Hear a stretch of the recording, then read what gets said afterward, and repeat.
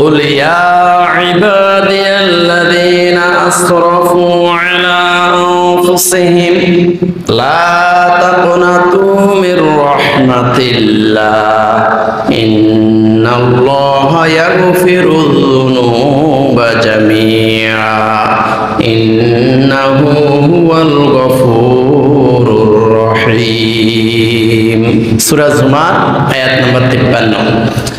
আল্লাহ সুবহানাহু ওয়া তাআলা বলেন, কুল, হে নবী সাল্লাল্লাহু আলাইহি ওয়াসাল্লাম, আপনি বলে দেন, ইয়া ইবাদিয়াল্লাযিনা আসরাফু আলা আনফুসিহিম, হে আল্লাহর বান্দারা,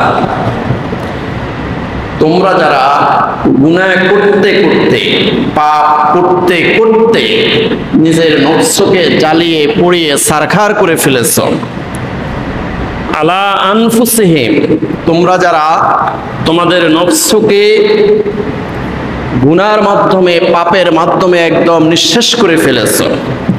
ইয়া ইবাদিয়াল্লাযিনা আসরাফু আলা আনফুসিহিম, তোমরা যারা নফসের উপরে তসরুফ করে, নফসের উপরে জুলুম করে, পাপ করতে করতে, অপরাধ করতে করতে একদম হতাশ হয়ে গেছো, আমি কি আর ক্ষমা পাবো, আমি কি আর মাপ পাবো, আমি কি আল্লাহর করুণা প্রাপ্ত বান্দা হতে পারবো, এমন হতাশ যারা হয়ে গেছো, লা তাকনাতু মির রাহমাতিল্লাহ,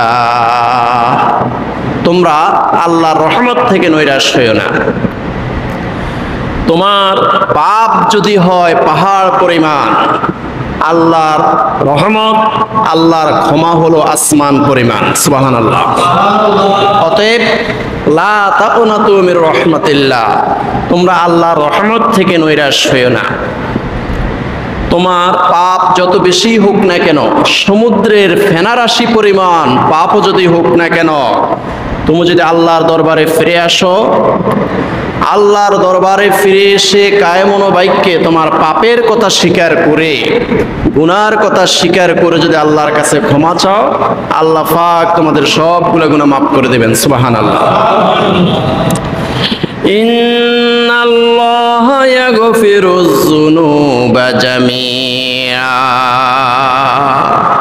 যত পাপী হোক না কেন, যত অপরাধী হোক না কেন, যত গুনাহগারে তুমি হও না কেন, তুমি যদি আল্লাহর দরবারে এসে ক্ষমা চাও, তোমার সবগুলা গুনাহ আল্লাহ পাক মাফ করে দিবেন। ইন্নাহু হুয়াল গফুরুর রহিম, নিশ্চয়ই আল্লাহ সুবহানাহু ওয়া তাআলা সকল গুনাহ মার্জনাকারী, তিনি সকল গুনাহ ক্ষমাকারী।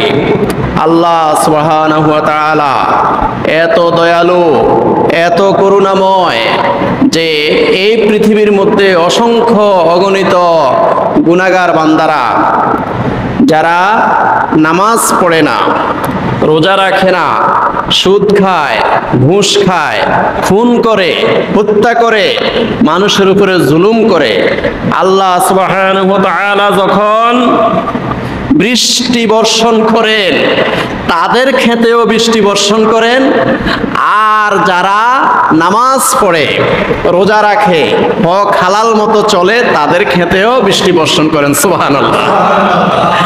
অতএব লা তাকনাতু মির রাহমাতিল্লাহ, আল্লাহর রহমত থেকে তোমরা নৈরাশ হইও না। তোমরা শুধু একটু আল্লাহর কাছে তোমার গুনার কথা স্বীকার করো, তোমার পাপের কথা স্বীকার করে তোমরা যদি আল্লাহর কাছে ক্ষমা চাও, আল্লাহ পাক সবগুলা গুনাহ মাফ করে দেবেন।